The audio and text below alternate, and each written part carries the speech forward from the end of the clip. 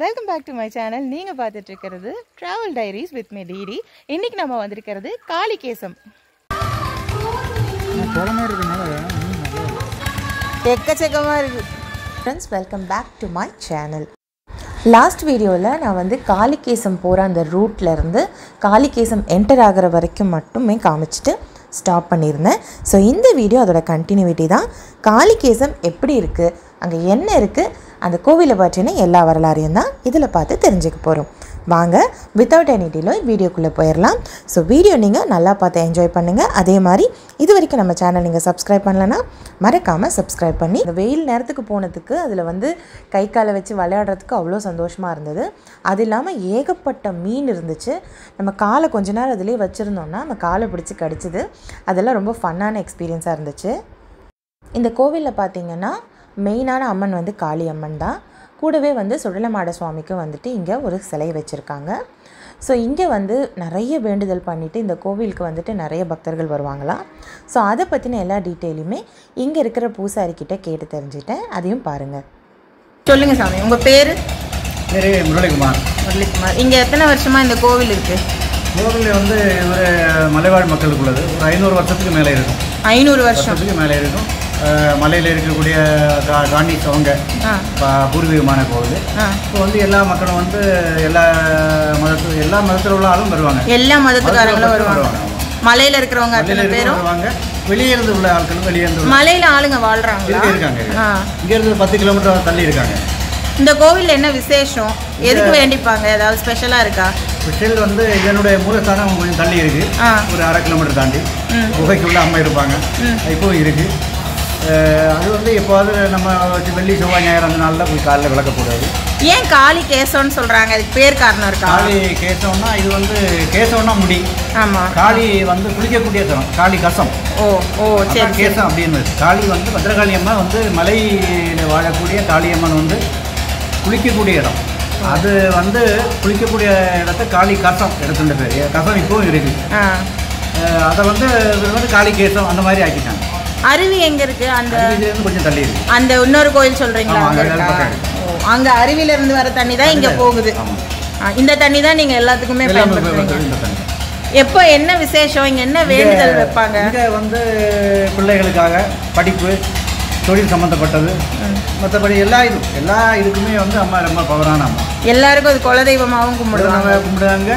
நிறைய ஆட்கள் கும்பிடுவாங்க. என்ன வேண்டுதல் செலுத்தணும் வேண்டிக்கிட்டு? வேண்டுதல் வந்து நம்ம அன்னதானம் கொடுக்கலாம். அது போக அன்னைக்கு வந்து அரவணை பாயசம், பொங்கல், அபிஷேகம், பட்டு அந்த மாதிரி இதெல்லாம் வந்து நம்ம விசேஷம். நம்ம என்ன வேண்டிட்டு சாத்தினாலும் நடக்கும். கோவிலுக்குன்ட்டு எதுவும் தனியா இதுதான் சாத்தணும்லாம் கிடையாது. ஒன்றும் கிடையாது. நம்ம எது கொடுக்கோமோ அதை அம்மா ஏற்றுக்குவாங்க. அவ்வளோதான் செய்யணும், அப்படியா ஒன்றும் கிடையாது. நம்ம எது கொடுக்கோமோ அதை அம்மா ஏற்றுக்குவாங்க. இங்க விசேஷ நாளுங்கிறது ஏதாவது நமக்கு வந்து விசேஷ நாள் வந்து சித்திரை 2ஆம் செவ்வாய் வரும். ஏப்ரல் மாதம் வந்து 22, 23 அந்த நாள் வரும். ஏப்ரல் மாதம் தான் வரும். ஓ, சித்ரா பௌர்ணமி. சித்ரா பௌர்ணமி வந்து நமக்கு அம்மைக்கு வந்து திங்கள், செவ்வாய், புதன் 3 நாளைக்கும் விசேஷமாக இருக்கும். எல்லா மாதமுமே பௌர்ணமி. எல்லா மாதமும் வந்து பௌர்ணமி நாள் வந்து மத்தியானம் 1 மணிக்கு தீவாரம். காலையில் சாயங்காலம் கிடையாது. 3 நாள் தான் நட திறக்கும். செவ்வாய், வெள்ளி, ஞாயிறு மட்டும்தான். மதியம் மட்டும்தான் ஒரு வேலை தான் தீவாரம்.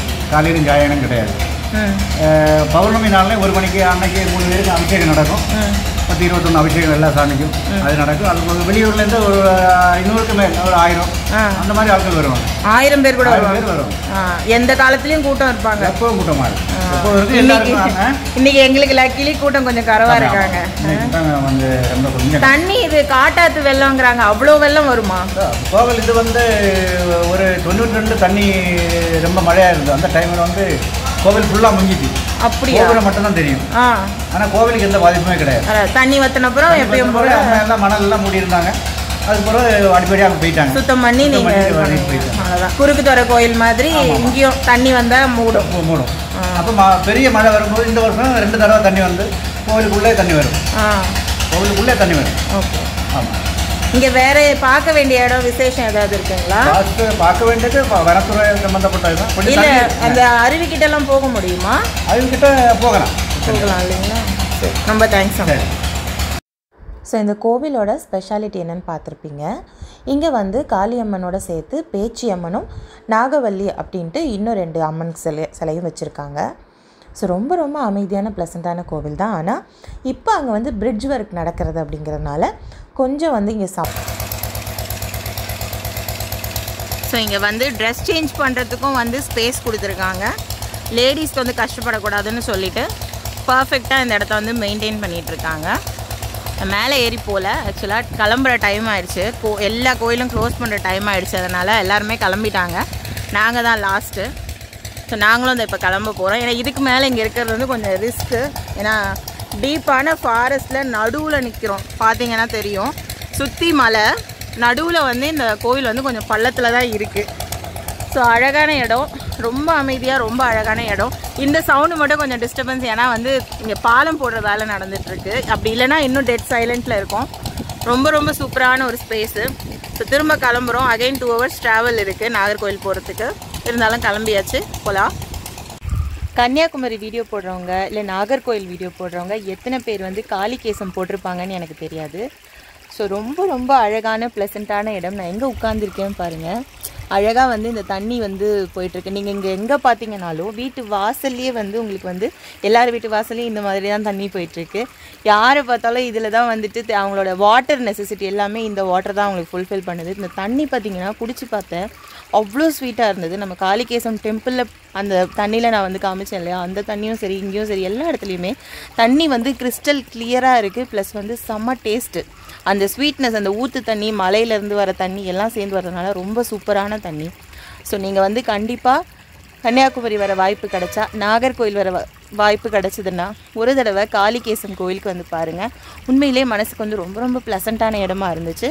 ஸோ இந்த வீடியோ மூலமாக உங்களுக்கு வந்து நிறைய யூஸ்ஃபுல்லான விஷயங்கள் சொன்னேன்னு நான் நம்புகிறேன். இன்கேஸ் உங்களுக்கு பார்க்க சான்ஸ் கிடைக்கல அப்படின்னாலும் நம்ம வீடியோவை வந்து பாருங்கள்.